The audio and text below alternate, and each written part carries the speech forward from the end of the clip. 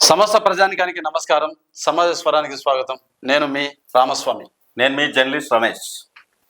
566 ZPTC, 5773 MPTC స్థానాలు, రాష్ట్రంలో 12778 పంచాయతీలు, 1,12,694 వార్డులు ఖరారు చేస్తూ ప్రభుత్వం ఉత్తర్వులు.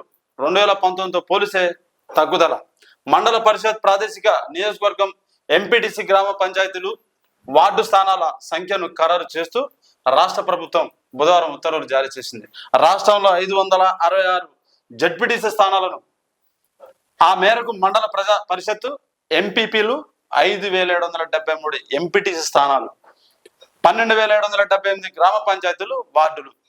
వీటికి ఈ 12,778 గ్రామ పంచాయతీలకి 15 నెలల కాలం అవుతుంది. అంటే సర్పంచ్ లేక 15 నెలల కాలం అవుతుంది. ఈ సర్పంచ్ లేకపోతే గ్రామాలకు ఏమైనా కావాలనంటే గ్రామ పెద్ద సర్పంచ్ ఉంటాడు, ఆయన తీసుకోవాలి.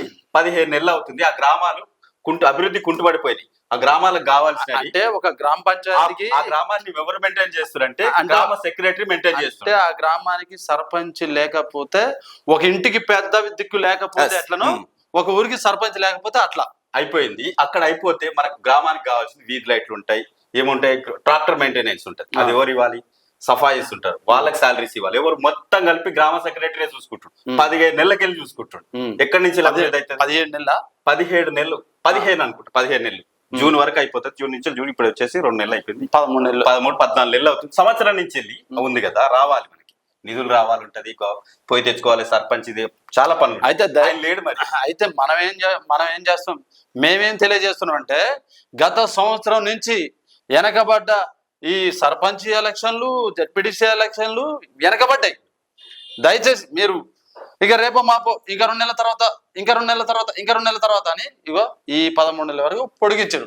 దయచేసి ఇప్పటికైనా సరే ఈ ఎలక్షన్లు మళ్ళా వాయిదా వేయకుండా, ఆ గ్రామాలని అభివృద్ధి ఆపకుండా, ఇప్పటికైనా సరే ఈ ఎలక్షన్లు ఖచ్చితంగా వాయిదా వేయకుండా జరిపించాలని తెలియజేస్తున్నాం. గ్రామాల నుంచి మనకి కేంద్ర నిధులు ఉంటాయి.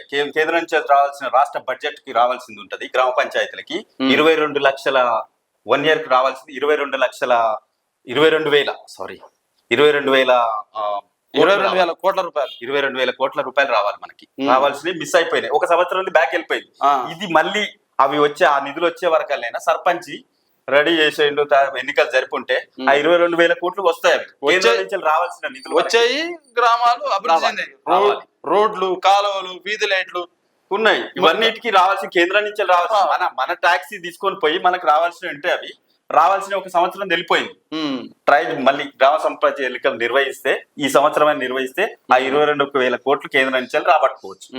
మనకు 22,000 కోట్లు అంటే బెటరే కదా.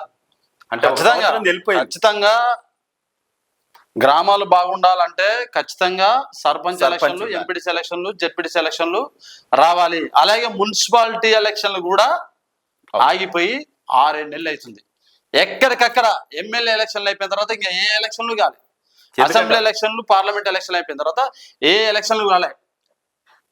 ప్రజలు చాలా ఇబ్బంది పడుతున్నారు. కంకర రోడ్ల మీద నడుచుకుంటా, మురికి కాలువలు ఇంటి ముంగటి నుంచి పోతున్నాయి, వీధులలో పోతున్నాయి. దయచేసి మా సమాజ స్వరం న్యూస్ ద్వారా ప్రజలకి, ప్రభుత్వాలకి తెలియజేస్తున్నాం. రైట్.